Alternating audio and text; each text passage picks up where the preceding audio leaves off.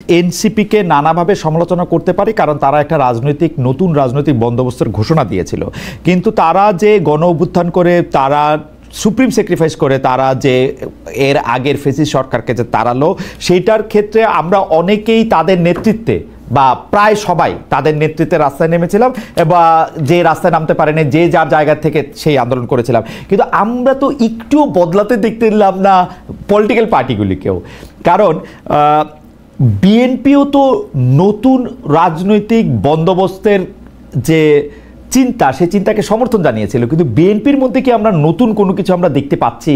এই কথা ঠিক।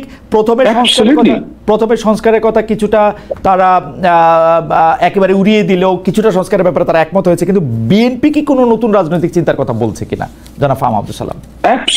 অ্যাবসলিউটলি। মানে আপনি যদি বিএনপির চিন্তা ভাবনা আপনি দেখেন, যে একটা ব্যাপার হচ্ছে যে ধরেন আপনি হান্নান মাসুদ যে কথাটা বলতে চাইবেন সেটা হচ্ছে লো লেভেলের চাঁদাবাজির কথা। এখন এই লো লেভেলের চাঁদাবাজি এর একটা বিশাল এক্সপ্লেনেশন আছে আমার কাছে, কিন্তু এগুলো দেওয়ার এখন এটা probably not the right place. এবং ওই জায়গায় বিএনপি ব্যর্থ হয়েছে, এটা আমি স্বীকার করি। লো লেভেলের যে চাঁদাবাজি এটা কন্ট্রোল করতে পারে না। কিন্তু আপনার যে প্রশ্ন যে বিএনপি কি কোনো নতুন রাজনীতির দিকে আসছে কিনা, আমি আপনাকে একটা ছোট্ট উদাহরণ দিই। বিএনপি নিজের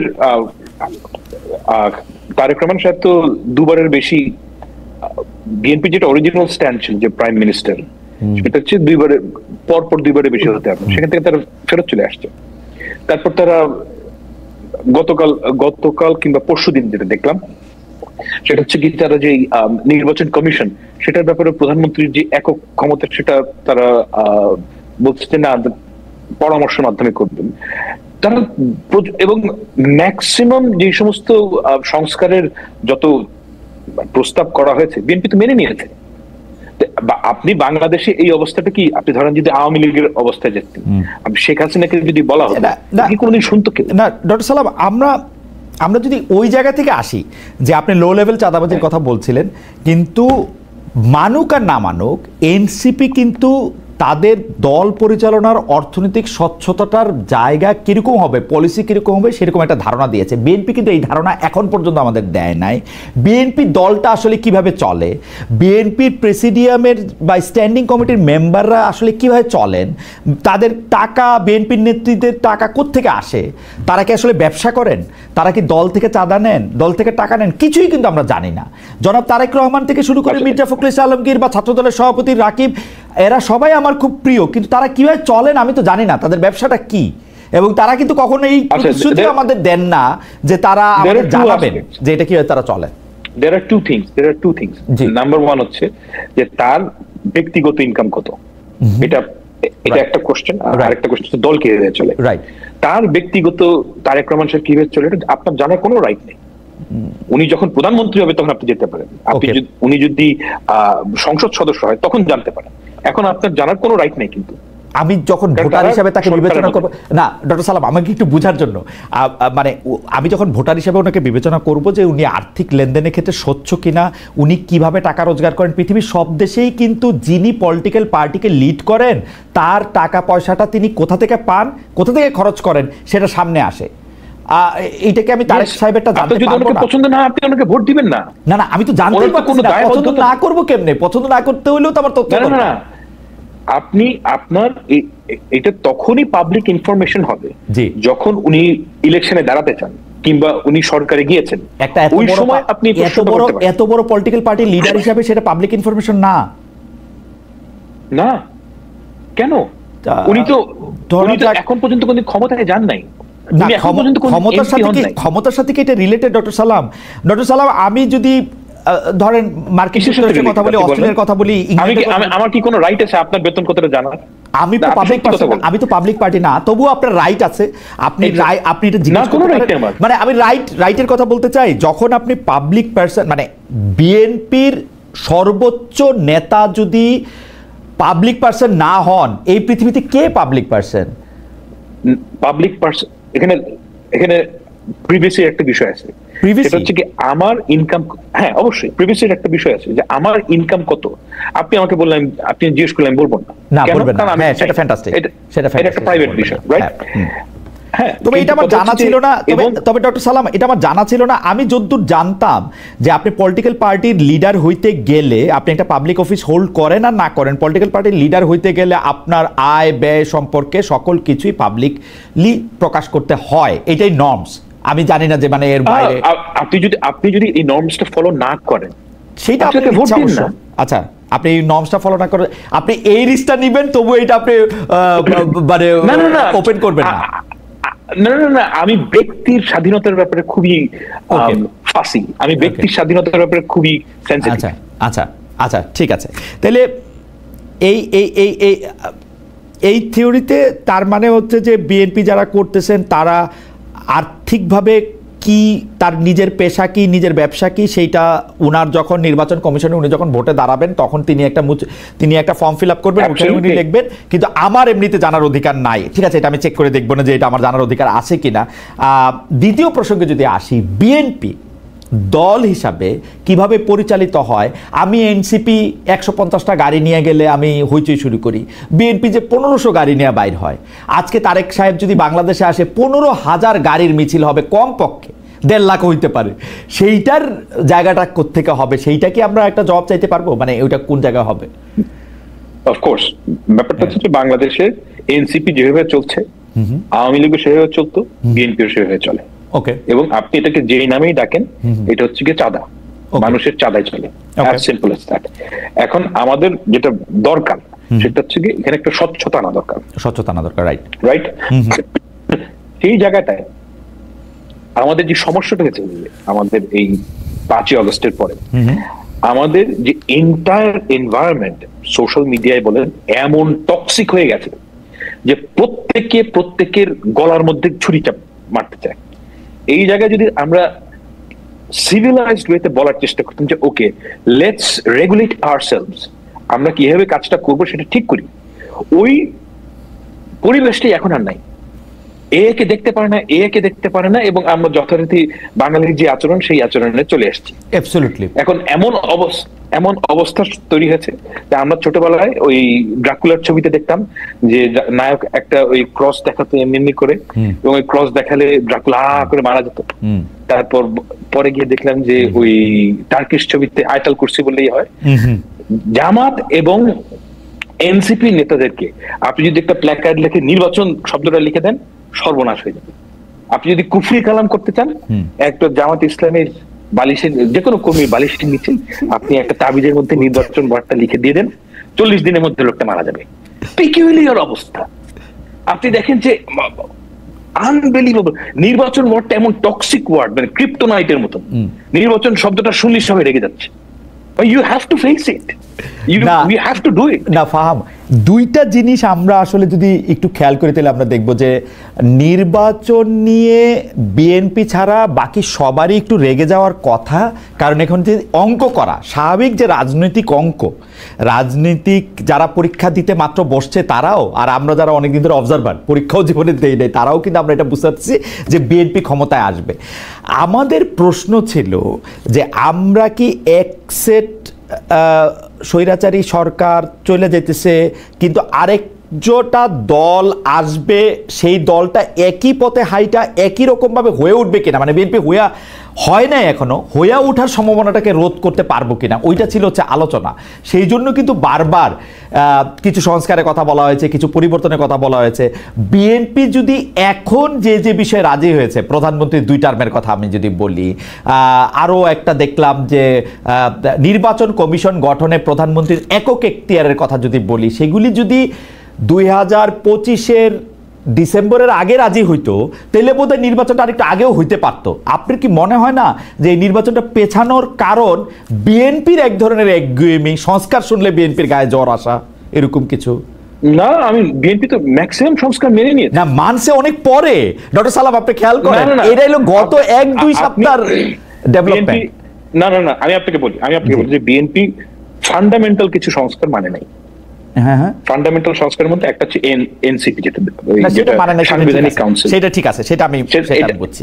হ্যাঁ, এই ধরনের কয়েকটা ফান্ডামেন্টাল সংস্কার দুইবারে বেশি প্রধানমন্ত্রী হইতে পারবে না, সেটা তো বিএনপি প্রথমে মানতেছিল, মেনে নিয়েছিল না, এটা এখন মানছে।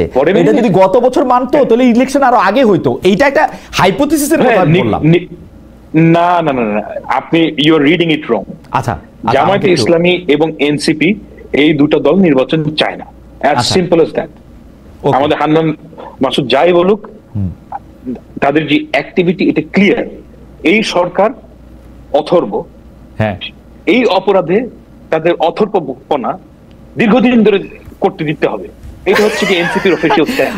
আমার মনে হয় যে আপনাকে তো এই জি, আপনি শেষ করেন, একদম শেষ করেন। আমি হান্নান মাসুদকে আর প্রশ্ন করতে চাই না, আপনার মন্তব্য যদি মনে করেন, জি, আপনি যদি মনে করেন যে এই সরকার অথর্ব, আমি এই ওয়ার্ডটা ইউজ করতে চাই না, কিন্তু এই ওয়ার্ডটা, এটা সত্যি কথা, এই সরকার খুবই দুর্বল এবং আমরা চাই যে এখান থেকে আমরা উত্তরণ করতে। আপনি তো এই দুর্বল সরকারকে রেখে দিলে ওই দুর্বলতা থেকে আপনি মানে বের হতে পারবেন না। ওকে, মানে দুর্বলতার রিজনটাই হচ্ছে কি এই যে তারা অনির্বাচিত। আমি একটু হান্নান মাসুদের কাছে যেতে চাই। জনাব হান্নান মাসুদ, দুটি বিষয় ডক্টর সালাম একদম স্পষ্ট করে বলেছেন যে এই সরকার আসলে দুর্বল, এবং দ্বিতীয় হচ্ছে যে এনসিপি এবং জামায়াতে ইসলামী আসলে নির্বাচন চায় না। সেজন্য যত রাজনৈতিক কার্যক্রমই আপনারা করেন না, এইটার শেষ জায়গাটা হচ্ছে আপনার নির্বাচন চান না। প্লিজ, আমি একটু আগে আপনাকে বলে নিই, আমার জায়গাটাকে একটু আমি বলে নিই। আপনার প্লিজ এটা বললেন না যে আমরা নির্বাচন চাই, আগে হানা ভোট দেন, আগে স্থানীয় সরকার নির্বাচন দেন, এটা বললেন না। মানে সরকার বদলের নির্বাচন আপনারা চান না, এইটার ব্যাপারে যদি আপনি মতামত দেন যে আসলে জাতীয় নির্বাচন, যেটা ভোট দিয়ে আপনারা সংসদে যাবেন, এটা আপনারা চান না কেন? আমি তো সংসদে যাওয়ার জন্য খুব উদ্গ্রীব হয়ে আছি যে যদি নির্বাচিত হই। জি, আর কিন্তু কথা হচ্ছে যে আমাকে তো সেই পরিবেশটা দিতে হবে না। আমি রুলস রেজুলেশন, আমার পার্টি, আমি জানি না নির্বাচন চাই না এটা কখনো বলছে কিনা। আমরা তো কয়েকটা পূর্ব শর্ত আছে, আমরা যদি আগের নিয়মেই চলি তাহলে আমার অভ্যুত্থানটা দরকার ছিল না। আমরা বলছি নিয়মের কিছু পরিবর্তন করেন, আমরা নিয়মের পরিবর্তন করতে বলছি। যত দ্রুত নিয়মের পরিবর্তনে আপনারা একমত হবেন তত দ্রুত নির্বাচনটা হবে, আমরা সেই কথা বলি। আমরা যখন হচ্ছে আপনি ধরেন হচ্ছে বিএনপি 31 দফার মধ্যে পরপর 2 বার প্রধানমন্ত্রী হবে, আমি এটা কয়েকবার করছিলাম, পরপর 2 বার। আমি খুবই নিজেও বিএনপির প্রত্যেকটা প্রোগ্রামে যেতাম, পরপর 2 বারের বেশি প্রধানমন্ত্রী হবে এটা ছিল না। সকল রাজনৈতিক দলের সাথে বসার পরে বিএনপি যখন 31 দফা তৈরি করলো 2022 সাল কি 23 সালে, তখন ছিল হচ্ছে 2 বারের বেশি প্রধানমন্ত্রী কেউ প্রধানমন্ত্রী হবে না, এই বিষয়টাই ছিল। কিন্তু যখন হচ্ছে আপনার ঐক্যমত কমিশনের আলোচনায় গেল, বিএনপি সেখানে পল্টে নিল। বিএনপি বললো না, হচ্ছে পরপর 2 বার। এইটা নিয়ে মোট 4টা মিটিং হলো, তারপরে গিয়ে বিএনপি একমত হলো। 4 দিন নষ্ট করা হলো, 4টা মিটিং এর জন্য 2 সপ্তাহ নষ্ট হলো। আপনার এরপরে হচ্ছে এমসিসি হবে না। আমি সংস্কারের প্রসঙ্গে একটু আসি। আপনি এইটাও একটু বললেন, আপনারা একটা দাবি করলেন, অদ্ভুত দাবি, যে বিচার করে যেতে হবে, কারণ বিএনপি আসলে বিচার করবে না। বিএনপি আওয়ামী লীগ দিয়ে সবচেয়ে বেশি সাফার দল, তারা বিচার করবে না, এবং এই বিচার এই সরকার না করলে আর কেউ করবে না, এরকম একটা দাবি করে আপনারা নির্বাচন যেতে চাইলেন। জি খালেদ ভাই, বিএনপি সবচাইতে সাফার দল, এটা আপনি সবাই স্বীকার করি। বাট তৃণমূল থেকে শুরু করে সব জায়গায় আওয়ামী লীগের লোকজনকে টানার জন্য, এবং হচ্ছে আওয়ামী লীগের বর্তমানে যারা হচ্ছে চেয়ারম্যানশিপ আছে তাদেরকে এলাকায় এলাকায় শেল্টার দিয়ে ইউনিয়ন পরিষদের সকল সুবিধা কারা নিচ্ছে? এনসিপিও কিছু কিছু নিচ্ছে। এনসিপির কাছে যারা আসতেছে তারা এনসিপিও নিচ্ছে। আপনার আমি তালিকা দিব না, এনসিপি কোন কোন আওয়ামী লীগের নেতা কর্মীদের সুবিধা দিচ্ছে, আপনি চাইলে আমি আপনাকে দিব না। হতে পারে এনসিপি তো আওয়ামী লীগ দ্বারা সবচাইতে দল না, আমি যেটা আপনাকে বলতেছি। বিএনপি কিন্তু আওয়ামী লীগ দ্বারা সবচাইতে নির্যাতিত দল, কিন্তু আওয়ামী লীগ নিষিদ্ধের ব্যাপারে বিএনপির আগ্রহ ছিল না, বিএনপি চাই না। এখনো বলতেছে না তো, দল নিষিদ্ধের ব্যাপারে তো আরেকটা দলের আগ্রহ থাকতে পারে না। আপনাদের দলের যাকে মাস্টারমাইন্ড হিসেবে পরিচয় করে দেওয়া হয়েছিল, সেই মাহফুজ সাহেবও কিন্তু প্রথম থেকে বলছিলেন আওয়ামী লীগ যেভাবে জামাতকে ডিল করছে সেভাবে আওয়ামী লীগকে ডিল করা আমাদের উচিত না। ডক্টর মোহাম্মদ ইউনূস অন্তত 3টা বড় বড় সাক্ষাৎকারে বলেছিলেন আওয়ামী লীগ তিনি নিষিদ্ধ করতে চান না। খালেদ ভাই, আমরা এখনো বলছি যে হচ্ছে আওয়ামী লীগকে জামাতকে যেভাবে ডিল করা হয়েছে, আওয়ামী লীগকে যদি একইভাবে ডিল করা হয়, দেশের সহনশীলতা রাজনীতি থাকবে না। আপনার অবশ্যই এই বিরাট জনগোষ্ঠীকে রাজনীতি করার অধিকার দিতে হবে, যারা অপরাধের সাথে জড়িত ছিল না, অপরাধীদেরকে বিচার করতে হবে, এদেরকে আইনের আওতায় এনে আপনি হচ্ছে প্রতিটা উপজেলায়, যেমন আমার উপজেলায় ধরেন বিএনপি বলতে ছিলই না কেউ বিএনপি পরিচয় দেওয়ার জন্য তেমন একটা কোনো গোষ্ঠী, শুধু প্রতিষ্ঠা বার্ষিকীর একটা মিছিল হইতো, প্রতিষ্ঠা বার্ষিকীর আর কোনো প্রোগ্রাম হতো না। সেই সবাই আওয়ামী লীগ ছিল, এখন আমি সবাই এলাকা থেকে বের করে দিয়ে রাজনীতি হবে? আমার কথা হচ্ছে যারা অপরাধের সাথে জড়িত ছিল, আপনার প্রত্যেকটা চেয়ারম্যান, প্রত্যেকটা উপজেলা চেয়ারম্যান, প্রত্যেকটা এমপি, এগুলার মোটামুটি বিচার করলে বাংলাদেশে 10,000 বিচার হয়ে যায়। 10,000 মানুষের বিচার করলে আওয়ামী লীগ আর থাকে নাকি? কিন্তু সেটা তো হচ্ছে না। এদেরকে আপনি 10,000 মানুষের জনাব হান্নান মাসুদ 10,000 মানুষের বিচার সম্পর্কে মানে বিচারটা কি করতে হবে? সম্পন্ন করতে হবে, শুরু করতে হবে, কি করতে হবে? না না না, মামলা দিতে হবে? এটা তো কথা না। আমরা একটা অগ্রগতি দেখতে চাচ্ছি, অন্তত শেখ হাসিনা সহ কয়েকজনের রায় দেখতে চাচ্ছি। শেখ হাসিনা, আপনি কি মনে করেন যে শেখ হাসিনার পক্ষে যে মামলা হবে সে রায় দেওয়াটা 4-5 বছরের মধ্যে সম্ভব? অবশ্যই সম্ভব। কারণ শেখ হাসিনার বিচারের জন্য যেই প্রমাণগুলা দরকার, তার মধ্যে অনেকগুলা প্রমাণ আপনি অনেক বড় রাজনৈতিক নেতা, কিন্তু আমি আপনাকে আসলে বাংলাদেশের ফৌজদারি কার্যবিধি আর দণ্ডবিধিটা যে অবস্থায় আছে সেই অবস্থায় আপনি ভাই, এই জন্য তো দ্রুত ট্রাইব্যুনাল করা হয়েছে। দ্রুত বিচার ট্রাইব্যুনাল করে রে ভাই, দ্রুত বিচার ট্রাইব্যুনাল কইরেই, দ্রুত বিচার ট্রাইব্যুনাল করলেও আপনাকে তার মধ্যে সাক্ষী নিতে হবে, সাক্ষ্য প্রমাণ নিতে হবে, এবং সেই দ্রুত বিচার ট্রাইব্যুনালের উপরেও একটা এপিলেট কোর্ট আছে। সেই এপিলেট কোর্টে গিয়ে আপনার আমি বিচার নিম্ন আমরা বলছি বিচারের, আমরা বলি যে হচ্ছে বিচার অগ্রগতি দেখতে চাচ্ছি, রায় দেখতে চাচ্ছি। নিম্ন আদালত থেকে রায় আসার পরে আপিল বিভাগে যাবে, হাইকোর্টে যাবে, রায় দেখতে চাচ্ছেন। রায়ের জন্য তো আচ্ছা, আমার মনে হয় যে আপনাদের দলেও অনেক আইন কানুনের লোক আছেন, তাদের সাথে কথা বলেন আপনি। ট্রাইব্যুনাল দ্বিতীয় ট্রাইব্যুনালকে এখনো কার্যকর করে নাই সরকার। আমরা যে অনীহা অনিচ্ছা দেখি, এটা নিয়ে তো আমরা উদ্বেগ, আমরা মানে হচ্ছে খুব আতঙ্কিত। কারণ সরকারের 2-3টা ট্রাইব্যুনাল করে বিচারগুলো তো দ্রুত করতে পারে। একটা ট্রাইব্যুনাল করে সে এরপর সেকেন্ড ট্রাইব্যুনাল করতে, সেটাকেও ভালোভাবে কার্যকর করে নাই। আমরা বলছি না যে হচ্ছে নির্বাচন হতে হবে না, নির্বাচন হওয়ার জন্য কিছু আমরা মৌলিক শর্ত দিছি। আমরা বলি নাই যে সবাই ফাঁসিতে ঝুলাই দিয়ে তারপর নির্বাচন। আমরা হচ্ছে বিচার অগ্রগতি দেখতে চাচ্ছি। আপনারা কোনো অগ্রগতি দেখতে পাচ্ছেন না এখন পর্যন্ত? না, আমরা অগ্রগতি দেখতে পাচ্ছি না এখন পর্যন্ত সেই পরিমাণে। 1 বছর হয়ে গেছে, সাক্ষ্য গ্রহণ শুরু হয়নি। মানে কি আমরা এটাকে সাক্ষ্য গ্রহণের আগে মানে এখন মুশকিলটা হলো, আপনারা যখন আমি এটা বলবো যে সাক্ষ্য গ্রহণের আগে যে আইন কানুন প্রসিডিওর লাগে, তখন আপনারা বলবেন আমরা বিপ্লবী সরকার, বিপ্লব তো আইন কানুন মাইনা হয় নাই। কিন্তু এখন বিচার যদি আপনি আইন কানুন মাইনা করেন, আইনের অগ্রগতি দেখতে চাচ্ছি। আপনার আওয়ামী লীগের কিছু মৌলিক বিচার ছাড়া, অগ্রগতি ছাড়া আপনি নির্বাচন দেওয়াটা প্রতারণা হবে। আমরা বলছি যে হচ্ছে সংস্কারের যে আমার নির্বাচনের জন্য যে ফিল্ড দরকার, সেই ফিল্ডটা দেন। আপনি তো আমার একজন কর্মী, আমার মিছিলে আসলে দেখি যে আওয়ামী লীগ যেভাবে বাড়িতে ফেরার পর হুমকি দামকি দিত, গায়ে হাত তুলতে, এটা অহরহ করতেছেন। আমি কিভাবে এই নির্বাচনে যাবো? আমি তো দেখতে পরিবেশটা একই। আমি দেখতেছি আমি প্রচারণা।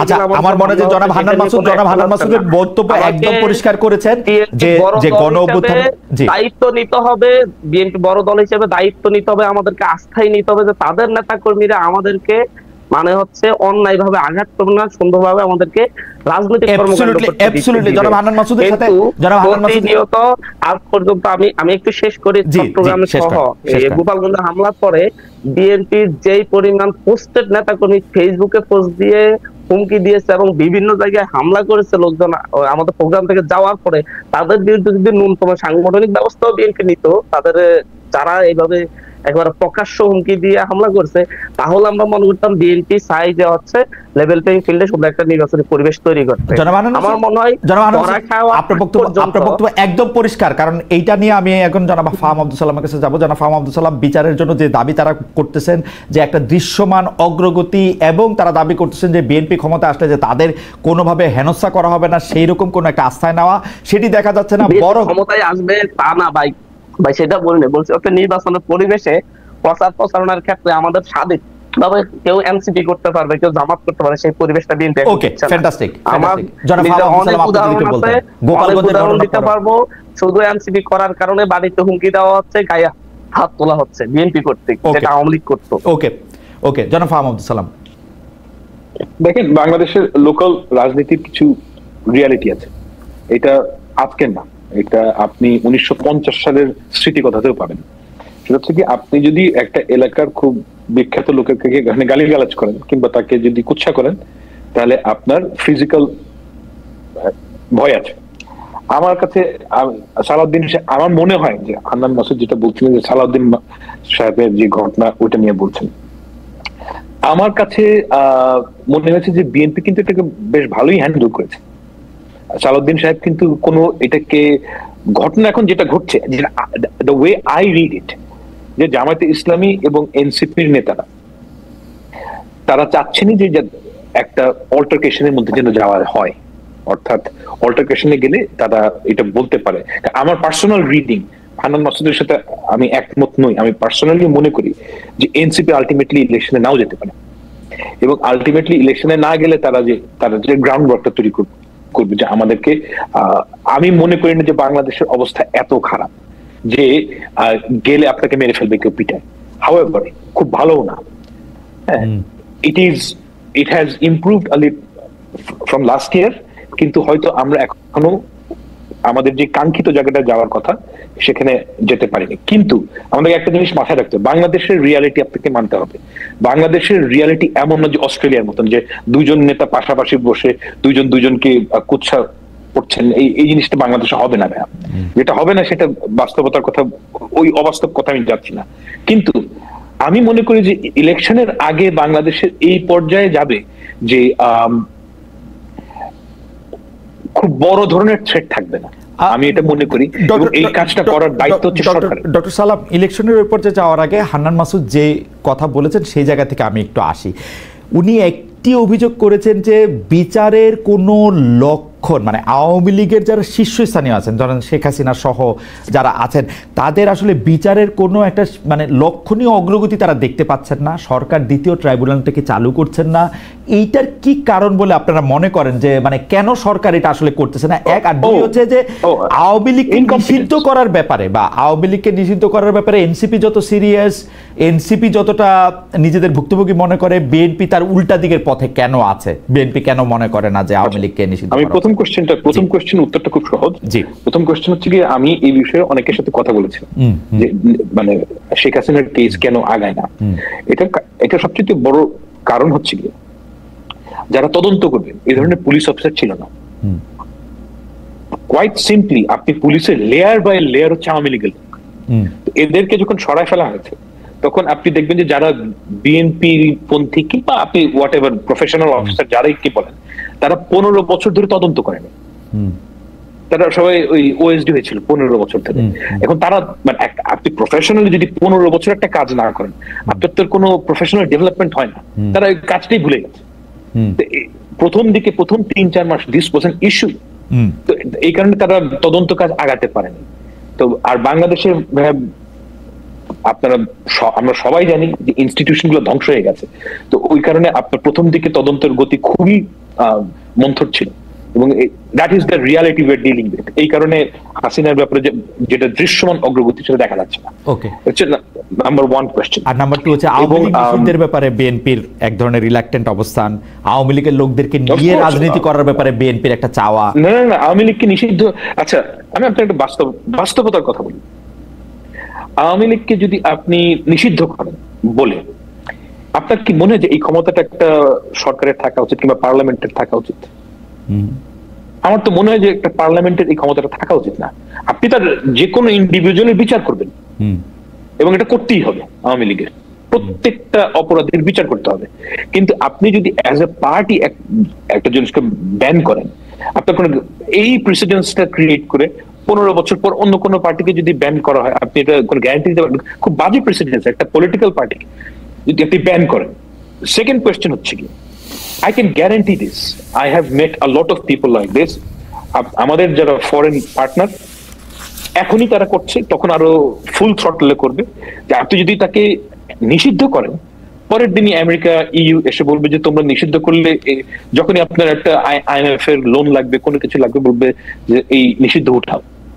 এখন সমস্যাটা কি আপনি দেখেন, বিএনপি যদি তখন ওই বাটে করে যদি এই নিষিদ্ধ উঠাতে চায়, এনসিপি বলবে দোষর,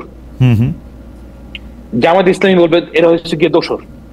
ইটস এ বিগ প্রবলেম। এর থেকে অনেক বেটার হচ্ছে যে আপনি নিষিদ্ধ না করে তার প্রত্যেকটা লোকের বিচার করতে পারবেন। আপনি যদি প্রত্যেকটা লোকের বিচার করেন টপ লেভেলের, আওয়ামী লীগ বলে তো কোনো দল থাকবে না। আর যেটা হান্নান মাসুদ বললেন যে লোয়ার লেভেলের লোকেরা বিএনপি হয়ে যাচ্ছে, তার আগে তো উনি নিজেই বললেন যে যারা আওয়ামী লীগের লোয়ার লেভেলের অপারেটিভ তাদেরকে তো আপনাকে রাজনীতির মধ্যে ফেরাতে হবে, তাদের তো রাজনীতি করার রাইট আছে। এখন একটা ধরেন ছোট লেভেলে Awami League, that is the reality we are dealing with, যে তারা তো নাই হয়ে যাবে না, তারা হয় এনসিপি তে নাহলে জামাতে। আমি আজকে দেখছিলাম একটা ছেলে যে আগে ছাত্রলীগ করতো এখন শিবির হয়ে গেছে। এটি হচ্ছে কি বাংলাদেশের বাস্তবতা, এই ঘটনাটা ঘটবে। তো ওই ঘটনাটা তো আপনাকে একসেপ্ট করতেই হবে, মানে এছাড়া তার আপনার কোনো ওয়ে নাই। আপনি কি লক্ষ লক্ষ লোকের বিচার করবেন? এটা পসিবল না। তো লো লেভেলের যারা অপারেটিং তারা অবশ্যই এনসিপি, বিএনপি, জামাতে সাথে ভিড়বে। মানে এই বাস্তবতা আপনি কিভাবে অগ্রাহ্য করবেন? ওকে, আচ্ছা, আমরা একটু সময় বাড়িয়ে নিচ্ছি আজকে আপনাদের অনুমতি নিয়ে, যদিও অনেক মানে সময় হয়েছে। জনাব হান্নান মাসুদ, আওয়ামী লীগের 15 বছর গণতন্ত্র প্রতিষ্ঠায় ফেসিবাদ প্রতিরোধে বিচার বহির্ভূত হত্যাকাণ্ডের বিরুদ্ধে যিনি লড়াই করেছেন, কারাগারে ছিলেন, তিনি আন্তর্জাতিক খ্যাতিসম্পন্ন আলোকচিত্রী জনাব শহীদুল আলম। তিনি একটি জুলাই আন্দোলনের বড় যোদ্ধা, তিনি একজন। অবশ্যই ফেসবুকে তিনি একটি ছবি পোস্ট করেছেন যেখানে তিনি বলছেন, একটি ইংরেজিতে লেখা, যার বাংলা অনেকটা এরকম: এই অন্তর্বর্তী সরকার আসলে অন্তর্বর্তী সরকার নয়, এটা মূলত ডানপন্থী শক্তির একটি কোয়ালিশন সরকার। আমাদের প্রশ্ন, এই যে ডানপন্থী, এইটার সাথে আপনি আসলে একমত কিনা? আবার আমরা আলতাফ পারভেজকে বলতে শুনলাম যে এই প্রথম ফেসবুকের দিকে তাকিয়ে সরকার পরিচালনার একটা সংস্কৃতি দেখলাম। আমরা দেখলাম মাহা মির্জা, যিনি এই আন্দোলনের একজন অন্যতম সংগঠক, আন্দোলনের কর্মী, তিনিও বলছেন যে কোনো একটা কথা বলতে হলে আমাদের ভয়ে ভয়ে বলতে হচ্ছে। আমরা দেখলাম ব্যারিস্টার সারা হোসেন, যিনি এই আন্দোলনের একজন অন্যতম, মানে আমি সংগঠক না বললেও প্রথম সারির একজন, তিনিও বলছেন যে ভয়ের কারণে বিচারকরা তো আছেই, সমস্ত অঙ্গনই ভয়ে আছে। এই অবস্থাটার জন্য আপনি কাদের দায়ী মনে করেন? আমার যেটা, মানে আমি যেটাকে আমার লাইন বলতে চাই, সেটার জন্য এই সরকারের সময় ডানপন্থীদের যে উত্থান, জনতুষ্টিবাদের যে উত্থান, তার জন্য প্রধানত দায়ী হচ্ছে এনসিপি। জনাব হান্নান মাসুদ। না, আমার মনে হয় এনসিপি কে তো দায়ী করতে পারেন, সবাই যে বাবা দায়ী করে, আপনিও দায়ী করতে পারেন, তবে আমি মনে করি না। বাট শহীদুল ভাই, সারা হোসেন, সারাফার সাথে আমি একমত হতে পারি না, তবে বাকিদের কথার সাথে আমি একমত। এই বিষয়টা আমরাও ফিল করতেছি, আমরাও দেখতেছি, এবং এটা থেকে সরকার আসলে হচ্ছে, আমার মনে হয় আমার জায়গা থেকে সরকার আসলে কতটুকু নির্বাচনের দিকে আগাতে চাচ্ছে সেটা সরকারের বিষয়টাও প্রশ্নবোধক চিহ্ন রেখে গেলাম। কারণ সরকার যে পরিবেশটা তৈরি করার দরকার একটা নির্বাচনের জন্য, বা হচ্ছে সকলকে সমান সুযোগ সুবিধা দেওয়ার জন্য, সরকার সেটা পারছে না। এটা না পারলেও হয়তো শেষমেশ সরকারে এই সরকারের অধীনে কোনো নির্বাচন হয় কিনা বা নির্বাচন করতে পারে না, সেটা নিয়েও আমার সন্দেহ রয়েছে। এটাই আমার ব্যক্তিগত অভিমত, এটা আমার পার্টির কোনো অভিমত নয়, আমার নিজ থেকে, নিজের ফিলিংস থেকে বলতেছি। গত 1 বছরে সরকারকে অবশ্যই একটা পরিবেশ তৈরি করা দরকার। আপনি দরকার ছিল যাতে করে সকল দল একটা সেফ ফিল করে, যে সাদাবাজির কথা বলেন, দখলবাজির কথা বলেন, এগুলো নিয়ে আমরা বিএনপিকে অনেক কথা বলতে পারি। বাট এটাতে বিএনপির যদি হচ্ছে 60% বা 70% দায়ী হয়, সরকার তো বাকি 30% দায়ী নিতে হবে। সরকারে বসে আছে, সরকারের নাকে চলে যায়, মানুষ হত্যা করে চলে যায়। হান্নান মাসুদ, এটা আসলে মানে আপনারা যখন কথা বলেন তখন কি আসলে এইটা মনে রাখেন 4 জন লোককে ছাড়াতে চলে গেলেন, মুসলেকাদের নিয়ে আসলেন? এই প্রেসিডেন্সগুলি তো আপনারা তৈরি করলেন হান্নান মাসুদ, সারা বাংলাদেশের সবার নেতা আপনারা, এই প্রেসিডেন্স আপনারা তৈরি করলেন। আপনাদের অন্য নেতারা অন্য প্রেসিডেন্স তৈরি করলো, বললে আবার আপনারা রাগ হয়ে যান, কিন্তু করলেন তো এগুলি আপনারা। আপনার কথাটা কেটে আসছে, আমরা বুঝতে পারিনি। হান্নান মাসুদ, আপনার সাথে কিন্তু আমি একমত। আপনি আমাকে একটু বলছেন যে আপনারা কিন্তু রাজনৈতিক দল না করলেও আমাদের সবার নেতা, কিন্তু আপনারা একটা গণঅভ্যুত্থান নেতা, কিন্তু আপনারা কি প্রেসিডেন্স তৈরি করলেন কয়েকদিন আগে? তো আপনি নিজেই থানায় গিয়ে 4 জন লোককে ছুটিয়ে নিয়ে আসছেন মুচলেকা দিয়ে, যারা অন্য একটা জায়গায় চাঁদাবাজি করতে গেছিল।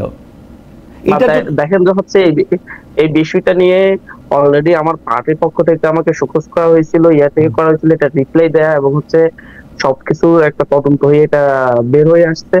আমি সেখানে ওদেরকে ছাড়াতে যাই নাই, আমাকে সেখানে প্রশাসনের কাছ থেকে হেল্প চাওয়া হয়েছিল। সেখানে নিচে শিক্ষার্থীরা ভিড় করছিল, শিক্ষার্থী বলতে হচ্ছে তাদের বিভিন্ন সমর্থকরা, যেখানে তারা এটা হ্যান্ডেল করতে পারছিল না, হ্যান্ডেলের সুবিধাটা আমাকে ডাকছিল। এবং সেটা সেখানে যাওয়ার পরে আমি কেন এটা বিচ্ছিন্ন ঘটনা জানেন? আপনি পুরো হাতিয়াতে, আপনি এখন সবচেয়ে বড়, আমি এটাকে কি বলবো, সবচেয়ে বড় মাতবর কাজী। আপনি অনেক বিচার করেন, আপনার কাছে অনেক লোক আসে, আমি এটা পজিটিভ অর্থে বলতেছি, কিন্তু মাতবর কোনো খারাপ শব্দ না, আপনি এটা করতেছেন, কিন্তু আপনার সাথে পরামর্শ করে টিএনও, আপনার সাথে টিএনও 2 বেলা পরামর্শ করে, অথবা আপনি টিএনওকে 2 বেলা ফোন করেন, এটা কি মিথ্যা? এটা মিথ্যা, কারণ ইউনুস আছে, যারা আছে আপনি জিজ্ঞাসা করতে পারেন, আমি মনে হয় গত 3 মাসে 2 বার কথা বলছি কিনা সন্দেহ আছে ওনার সাথে। তাও হচ্ছে এবং হচ্ছে বিচারের কথা বলেন, ভাইয়া বলেন, আমি আজ পর্যন্ত একটা বিচার সালিশ করি নাই আমি নিজে ব্যক্তিগত ভাবে, এবং হচ্ছে এটা আপনি একটু খোঁজ নিয়ে দেখতে পারেন, অনেক কথাই আপনাদের কাছে যাই এবং আমি স্পষ্ট। তার মানে এগুলি মিথ্যা, তাই তো? ইউনো বলেন, ইউনোর সাথে আমার গত 3 মাসে 2 বার কথা হয়েছে হয়তোবা, সর্বোচ্চ গেলে, এর বাইরে না। আর সরকারি অন্য কর্মকর্তাদের সঙ্গে, এবং সরকারি অন্য কর্মকর্তাদের সাথেও আমার তেমন কোনো কথা হয় না। আপনি এটা নিয়ে নিজের পক্ষ থেকে, ঠিকানা টিভি থেকে বা খোঁজ খবর নিয়ে দেখতে পারেন। আপনাকে অনেক ধন্যবাদ। এটা আপনি বলছেন, আমি মেইনলি যাদের সাথে কথা বলি, হচ্ছে উপরের লেভেলের যারা থাকেন, যেমন ধরুন হচ্ছে আপনার আমার বিভিন্ন উন্নয়নমূলক কাজগুলা নিয়ে আমি অনেক বেশি দৌড়াই, তাদের সাথে একটু কথা হয়। উপরের লেভেল বলতে প্রশাসনিক কাজে যেমন না ডিসিএসপিও না, আমি এটা হচ্ছে কাদের সাথে কথা হয়, আমি বলছি যে হচ্ছে আমার এই যে পানি উন্নয়ন বোর্ড থেকে আমাদের ইয়ার সাথে কথা, সচিব বা উপদেষ্টা, তাদের সাথে কথা বলি। ও আচ্ছা, মানে আপনি সচিব বা উপদেষ্টার সঙ্গে আপনি কথা বলেন, ঠিক আছে। আমি এইবার বুঝতে পারতেছি, কারণ আপনার বিরুদ্ধে যে অভিযোগ, যে সেইটা হচ্ছে যে আপনি সরকারের উচ্চ পর্যায়ের সাথে কথা বলেন, তা আমি ভেবে নিয়েছিলাম যে আপনি ডিসিএসপির সাথে কথা বলেন। পরিষ্কার করলেন যে আপনি আসলে সচিব পর্যায়ের লোকদের সাথে কথা বলেন, সচিব, চিফ ইঞ্জিনিয়ার, তাদের সঙ্গে। অভ্যুত্থান পরবর্তী যারা হচ্ছে আপনার আমাদের মানে উপদেষ্টারাই আমাদেরকে ওন করবে, এর বাইরে কেউ ওন করার কথা না। এবং আমার যখন হচ্ছে আমার দ্বীপের অনেকগুলো ইস্যু নিয়ে আমাকে কথা বলতে হয়, ফেরি নিয়ে আমি, এবং হচ্ছে নদী ভাঙন নিয়ে একটা বড় প্রজেক্ট আমি ওনাদের সাথে কথা বলে নিয়েছি। এই প্রক্রিয়াগুলো নিয়ে ওনারা ছাড়া ওনাদের সাথে কথা না বলে এটা আদায় করা সম্ভব না আর কি। ওকে, আমি জনাব ফাহাম আব্দুল সালাম, আমি আপনার কাছ থেকে একটু মূল্যায়নের জায়গা থেকে একটু জানতে চাইবো, যেহেতু এটা শেষ প্রসঙ্গ। আচ্ছা খালেদ ভাই, আমি এখানে আরেকটা কথা, আমি আসবো আবার হান্নান মাসুদ, আবার আসবো আপনার কাছে শেষ পর্যন্ত আসবো। আপনি তখন এটা মনে রাখেন, একটু বলেন, কারণ এইটা আমরা শেষ প্রসঙ্গ। আমি এই প্রশ্ন করতে চাই যে জুলাই আন্দোলনের নেতাদের দল এনসিপি দেশ জুড়ে পদযাত্রা করেছে, গোপালগঞ্জটা বাদ দিলে তার আগে 32টা জেলা পর্যন্ত আমি যতটুকু দেখেছি তাদের এই পদযাত্রা নিয়ে মানুষের অনেক আগ্রহ ছিল, অনেক জায়গায় অনেকে তাদেরকে স্বাগত জানিয়েছেন। আপনার পর্যবেক্ষণ কি নতুন রাজনৈতিক দল হিসেবে এনসিপি যে পদযাত্রা করেছে, মানুষের কাছে গিয়েছে, কাঁঠাল ভেঙে খেয়েছে, নদীতে লাফ দিয়েছে, আমার কাছে মনে হচ্ছে অনেক সাধারণ জনগণ তাদেরকে অনেক ভালোবাসাও তারা পেয়েছে, এইটাকে আপনি আসলে কিভাবে দেখছেন? আর হচ্ছে আর এই মূল্যায়নটা যদি আপনি একটু করেন যে নতুন রাজনৈতিক বিশ্ববিদ্যালয়ে আরেকটা ব্যাপার হচ্ছে আওয়ামী লীগের ফিরে আসা বা আওয়ামী লীগের পুনর্বাসন, সেটা পিআর সিস্টেমের মাধ্যমে হোক, অন্যভাবে হোক, খোদ অন্তর্বর্তী সরকার প্রধান দেশকে একটা যুদ্ধ অবস্থার সাথে তুলনা করছেন, ফেসিবাদীরা ষড়যন্ত্র করছে বলে মনে করছেন। এই ব্যাপারটাকেও আসলে আপনি কিভাবে দেখেন? এই দুইটা প্রসঙ্গে যদি একটু আপনি বলতেন।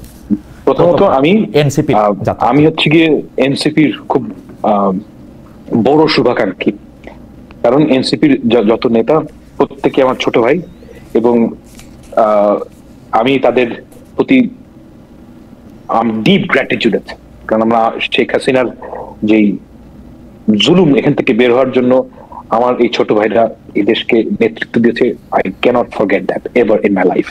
So I have deep gratitude, এবং তারা যে এই কাজটা করছে এইটাই রাইট ওয়ে।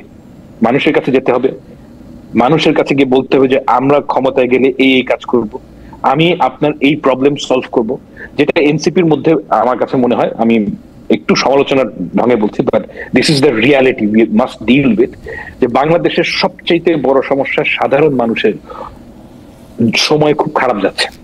এখানে 1/3 অফ আওয়ার ইউথ তারা বেকার, তাদের প্রবলেম গুলোকে আমাদের অ্যাড্রেস করতে হবে। আনফরচুনেটলি এনসিপির যত রেটরিক সব হচ্ছে সংস্কার কেন্দ্রিক, এবং পিপলের সাথে কোনো যোগাযোগ নাই। বাংলাদেশের মানুষের প্রধান সংকট এই সময় আমার কাছে মনে হয়েছে যে law and order and economic problem. এখন এই দুই প্রবলেম আমাদের পলিটিক্যাল সংকটের চাইতে অনেক বড় প্রবলেম, কারণ ভবিষ্যতে এগুলোর স্নোবল এফেক্ট হতে পারে। আমাদের এখন মানুষের কি সমস্যা এই সমস্যার সমাধান কিভাবে করা যায় ওই দিকে নজর দেওয়া উচিত। এবং আমি আশা করবো যে এনসিপি নেতারা যখন যাবেন তারা তাদের যে কনস্টিটুয়েন্সি তারা বলবেন, কিন্তু তারা যেই কাজটা করছেন this is the right thing, ওখানেই যাওয়া উচিত, সাধারণ মানুষের সাথে যোগাযোগ করা উচিত এবং তাদেরকে বলা উচিত যে আমরা ক্ষমতায় গেলে কি করব। আপনার দ্বিতীয় কোয়েশ্চেন হচ্ছে গিয়ে যে ফ্যাসিজমের ফ্যাসিবাদ মানে ফ্যাসিস্টরা আবার ফিরে আসবে কিনা, ষড়যন্ত্র। জি, শেখ হাসিনার পক্ষে ফিরে আসা সম্ভব না। এটার কারণ হচ্ছে গিয়ে বাংলাদেশের যে পলিটিক্স, বাংলাদেশের পলিটিক্সের কিছু নোড লাগে।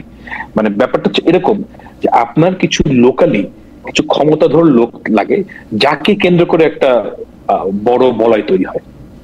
কারণ এই নোটগুলা বাংলাদেশে আওয়ামী লীগের যে নোটগুলো ছিল তারা সবাই দেশ থেকে পালিয়ে গেছে এবং তাদের পক্ষে দেশে ব্যাক করা সম্ভব না। এই জিনিসটা এবং আমার যেটা অনুরোধ যে বিএনপি, জামায়াত ইসলামী এবং এনসিপি এদের মধ্যে একটা ঐক্য থাকতে হবে যে আমরা নিচের লেভেলে সবকিছু হয়তো ভালো করে আমরা খেয়াল রাখতে পারবো না, that's probably the reality we are dealing with, কিন্তু এই যে এই নোটগুলোকে আমরা কখনোই এফেক্টিভ হতে দিব না এবং তাদের বিচার করব। এই এতটুকুনি ফ্যাসিস্টদের ফিরে আসার জন্য যথেষ্ট। সমস্যা হচ্ছে গিয়ে যে জামায়াতে ইসলামী এবং এনসিপি এবং বিএনপি এই তিনজনের মধ্যে যে ঐক্য থাকাটা দরকার ছিল গত 1 বছর, সেই ঐক্য শেষ হয়ে গেছে এবং এই ঐক্য শেষ হয়ে যাওয়ার মূল কারণ হচ্ছে যে কনস্ট্যান্ট একটা টক্সিক আচরণ তিন পার্টির মধ্যে এটা আছে। কিন্তু আমি মনে করি না ব্যক্তিগতভাবে যে আওয়ামী লীগের পক্ষে ফিরে আসা সম্ভব, ওকে, অ্যাটলিস্ট আওয়ামী লীগ নামে। ওকে, আপনাকে ধন্যবাদ। একটা কথা বলতে চেয়েছিলেন, হান্নান মাসুদ শেষ করেন, আমি কি প্রশ্নটা করব নাকি আপনি কথাটা বলে নেবেন? প্রশ্নটা হলো, জুলাই আন্দোলনে আপনারা বঙ্গবন্ধু শেখ মুজিবুর রহমানের ভাষণ কোটেশন উদ্দীপনা হিসেবে ব্যবহার করেছেন। গত 15 বছর আওয়ামী লীগ মুজিববাদ শব্দটি বলেছে কিনা অন্তত আমার মানে আমার জানি নাই, কিন্তু এখন এই 1 বছরে আপনারা এনসিপি নেতারা শতবার এই শব্দ উচ্চারণ করছেন। নিজেদের দল নিয়ে স্লোগানের চেয়ে আপনারা মুজিববাদ মুর্দাবাদ স্লোগান মনে বেশি দিচ্ছেন। আপনাদের নিজস্ব স্লোগান, চিন্তা, দর্শন, নীতি, শিক্ষানীতি, নারী নীতি এগুলি স্পষ্ট না, আপনারা শুধু ওই স্লোগানটাই বেশি দিচ্ছেন। এইটার কারণটা কি আসলে? মানে এই মুজিববাদ মুর্দাবাদটা আপনারা মানে কেন এইটারই আপনারা সবসময় সামনে আনতে চান? কারণ জুলাই আগস্ট আন্দোলনের সময় আপনারা বরং আমাদেরকে দাবায় রাখতে পারবে না থেকে শুরু করে আরো অন্যান্য অনেক কোটেশন আপনারা ব্যবহার করেছেন ওই সময় ব্যবহৃত। আমি চাইলে আপনাকে মনে করে দিতে পারি। জি, জুলাই আন্দোলনে আমরা যারা ছিলাম ঢাকা বিশ্ববিদ্যালয় থেকে যে প্রোগ্রামগুলো হয়েছিল সেখানে আমরা এই কোটেশন গুলা এবং টেকনোলজির কোনো কোটেশন বা পোস্টার কোনো কিছু আমরা ইউজ করি নাই। আমরা 2018 সালের তো দেখেছি যে হচ্ছে শেখ মুজিবের বাংলায় বৈষম্য কোটা ঠাই নেই জাতীয় ছিল, আমাদের এখানে আমরা অন্তত ব্যবহার করি নাই এর থেকে। কারণ আমরা যারা হচ্ছে আন্দোলন লিড দিয়েছিলাম আমাদের নিজস্ব একটা চিন্তাধারা অনেক আগ থেকেই ছিল। আমরা বলছিলাম যে হচ্ছে আমরা ছাত্র শক্তি করতাম, তাদের সেখানে একটা নিজস্ব চিন্তাধারা ছিল। এখান থেকে আমাদের কাছে ক্লিয়ার বাংলাদেশের রাজনীতির যে সংকটটা তৈরি করা হয়েছে এটা মুক্তিযুদ্ধের রাজনীতির কারণে হয়েছে। 71 পরবর্তী সময়ে আওয়ামী লীগের রাজনীতি না হয়ে মুজিববাদের রাজনীতি হয়েছে এবং সেটা পরবর্তীতে আওয়ামী লীগ ধারণ করেছে মুজিববাদী রাজনীতি। এবং শেখ মুজিব নিজেকে ওয়ান অ্যান্ড অনলি এই ক্ষমতাধর এবং হচ্ছে তিনি বাংলাদেশ এটা প্রমাণে ব্যতিব্যস্ত হয়ে পড়ছিলেন, যেটা মূলত এই দেশের একটা সিভিল সোসাইটিরও ক্রাইসিস বলতে পারেন, একটা বুদ্ধিভিত্তিক ক্রাইসিসও বলতে পারেন। আমরা মনে করছি সেটার মানুষের মনস্তত্ত্বের মধ্যে আসলে এই জায়গাটাই দিতে হবে। আওয়ামী লীগ যে ফ্যাসিজম এই স্বাধীন বাংলাদেশে কখনো রাজনীতি করে নাই, প্রত্যেকবারই ফ্যাসিজম কায়েম করেছে। সেটা মূল জায়গাটা কোথায় সেটা আমরা প্রমাণ করার জন্য সেটা নেওয়ার জন্য আমরা মুজিববাদ মুর্দাবাদটাকে আমরা তুলে ধরেছি। এটাকে আপনার কাছে ক্লিয়ার থাকতে হবে যে পাশাপাশি শেখ মুজিবের যে শাসন আমল ছিল 72 থেকে 75 সেই শাসন আমল কখনো রাজনৈতিক শাসন ছিল না। এখন আপনার প্রশ্নের মধ্যে আমি যে কথাটা বলতে চাইছিলাম যে হচ্ছে আওয়ামী লীগকে ফাহাম ভাইও আমি জানি না, ফাহাম ভাইয়ের অনেক ভিডিও দেখছিলাম, প্রত্যেকটা ভিডিওটাই ফাহাম ভাই কখনো আওয়ামী লীগকে পলিটিক্যাল পার্টি হিসাবে বিবেচনা করেন না এবং উনি এই ক্ষেত্রে আমাদেরকে উৎসাহিত করছেন যাতে আওয়ামী লীগকে কখনো পলিটিক্যাল পার্টি হিসেবে বিবেচনা করা না হয়। এটা সন্ত্রাসী সংগঠন, ফ্যাসিস্ট সংগঠন। আমরা সেই জায়গা থেকে উদ্বুদ্ধ। আমরা দেখছি বিচার বিশ্লেষণে যে আওয়ামী লীগ পলিটিক্যাল পার্টি হতেই পারে না, এটা হওয়ার মতো কোন কোয়ালিটিটা আছে আমি এটা অনেককেই কোশ্চেন করেছি, আজ পর্যন্ত আমরা সেই কোশ্চেনের রিপ্লাই পাই নাই। স্বাধীন বাংলাদেশে আওয়ামী লীগ কবে রাজনীতি করেছে, বা রাজনৈতিক দল হিসেবে কোন কোয়ালিটিটা আওয়ামী লীগ ধারণ করছিল সেটা আজ পর্যন্ত আমি অনেককেই জিজ্ঞাসা করছি, অনেক বুদ্ধিজীবীদের কারো কাছে পাই নাই। প্রত্যেকবারে আওয়ামী লীগ সন্ত্রাসের রাজনীতি করেছে, ফ্যাসিজমের রাজনীতি করেছে, স্বৈরাচারের রাজনীতি করেছে। এবং আওয়ামী লীগের সর্বশেষ উদাহরণ আজকেও যদি আমি একটু শেষ করি, আজকেও যদি আপনি বলেন যে আওয়ামী লীগের দল হিসেবে রাজনীতি করতে দিতে হবে, আওয়ামী লীগের যারা ছিল তাদেরকে বিচার করে ফেলেন, আসলে বাস্তবতা হচ্ছে আওয়ামী লীগের তৃণমূল থেকে একবার ওয়ার্ড পর্যায় থেকে যে নেতাটা ছিল, সে আওয়ামী লীগ নামটা থাকতে সে তার অস্ত্রের যে জঞ্জরানি প্রত্যেকটা ওয়ার্ডের প্রত্যেকটা নেতার হাতে বগিতে রাজনীতি ছিল। গোপালগঞ্জে প্রত্যেকটা গিয়ে একত্রিত হয়েছে এবং প্রত্যেকে যারা আমাদের উপর হামলা করেছে প্রত্যেকটা অস্ত্র নিয়ে হামলা করেছে, অস্ত্র নিয়ে। এটা আপনি যদি হচ্ছে জামাত ইসলামী করতো কিংবা যদি হচ্ছে কোন ইসলামিক দল করতো তাহলে আপনি এটাকে জঙ্গিবাদ বলে বলে সব শেষ করে ফেলতেন। বাট আওয়ামী লীগ পরিচয়ে আপনাদের বয়ানে আসতেছে আওয়ামী লীগের ছাত্রলীগের জেলা সভাপতি করেছে, যুবলীগের উপজেলা সভাপতি এই অস্ত্র নিয়ে হামলা করেছে। বাট যখন আপনার অন্য পরিচয় একটা প্রাইভেট ইউনিভার্সিটি শিক্ষার্থী যখন আমি একটু আপনি আসলে মানে একটা প্রতিবার যখন দেখা হচ্ছে জঙ্গিবাদ না, প্রতিবার যখন আমি বলছি আওয়ামী লীগ জঙ্গি সংগঠন, সন্ত্রাসী সংগঠন, রাজনীতি করার মতো যে গুণ পলিটিক্যাল পার্টি হিসেবে রাজনৈতিক কোন গুণ যদি তার কাছে থাকে, আপনারা যদি বলতে পারেন যে আওয়ামী লীগ রাজনৈতিক দল হিসেবে এই গুণগুলো এই কোয়ালিটিগুলো আছে, ক্যারেক্টারিস্টিকগুলো আছে, আওয়ামী লীগ রাজনীতি। হান্নান, আপনি তো কথা একটু যদি বলতে দেন। প্রশ্ন হচ্ছে যে এই ব্যাপারটা আপনি বুঝতেছেন, বাংলাদেশের 18 কোটি মানুষ কি বুঝতেছে কিনা সেইটা কি আপনি বুঝতেছেন, নাকি আপনি এইটা আন্দোলন করে যমুনা ঘেরাও করে ডক্টর ইউনূসকে বাধ্য করবেন আওয়ামী লীগকে নির্বাহী আদেশে নিষিদ্ধ করতে? আওয়ামী লীগ যে একটা সন্ত্রাসী সংগঠন হয়ে উঠছে, পলিটিক্যাল ইডিওলজি বলতে যে কিছু অবশিষ্ট নাই, সেইটার ফল হিসাবেই তো আওয়ামী লীগকে এই পুরাপুরি সাজানো বাগান ফেলে রেখে তাদেরকে পলায় যেতে হয়েছে, কখনো নর্দমায় কখনো পুকুরে দাঁড়া হইয়া, এইটা আবার পরে দেয়া বইলা বইলা। এই জায়গার মধ্যে থেকে আপনাদেরকে, আপনারা জনগণের উপর আপনাদের আস্থা এত কম কেন যে আপনারা যমুনা ঘেরাও করে আওয়ামী লীগকে নিষিদ্ধ করতে বলেন? ফাহাম এক্স্যাক্টলি এই কথাটাই বলতেছেন, কিন্তু আপনি ফাহামের প্রথম পরের অংশ শুনতেছেন না, কিন্তু সেখানে জনগণই অংশগ্রহণ করেছে না, জনগণ অংশগ্রহণ করে না। আমরা বুঝতেছি, আমি একটা কথা বলি, আমরা বুঝতেছি, খালেদ ভাই বুঝতেছে, ফাহাম ভাই বুঝতেছে যে আওয়ামী লীগ সন্ত্রাসী সংগঠন, রাজনৈতিক দলের কোনো কোয়ালিটি তাদের নাই।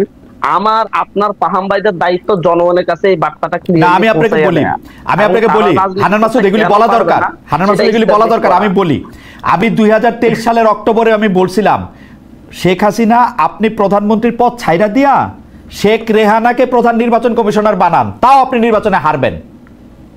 জনগণ এগুলি খুব ভালো করে বোঝে, কিন্তু এর জন্য দল নিষিদ্ধ হওয়ার দরকার নাই, আওয়ামী লীগের ভোট সবারে দেখানোর দরকার নাই। মানুষ তো গ্রহণ করেছে না, মানুষ এটা গ্রহণ করে নাই। আপনারা সেটা অকারণে কি কারণে করছেন আমি জানি না।